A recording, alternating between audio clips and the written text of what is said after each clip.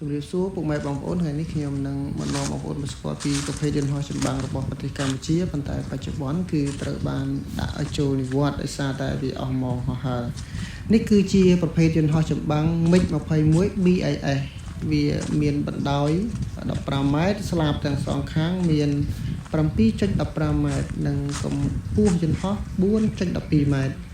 ហើយយន្តហោះនេះគឺមានទម្ងន់ 5339 គីឡូក្រាមល្បឿនអបរិមាមាន 2237 គីឡូម៉ែត្រវាហោះបានរយៈចម្ងាយ 1210 គីឡូម៉ែត្រនិងកម្ពស់ 17 គីឡូម៉ែត្រ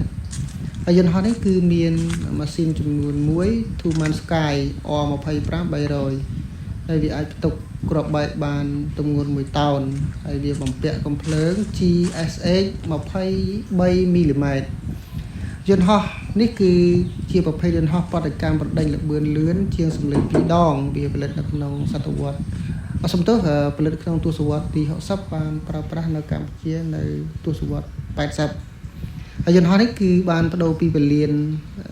ពីប្រទេសវៀតណាមមកប៉ូយន្តង់នៅថ្ងៃទី6 ខែមិថុនាឆ្នាំ1989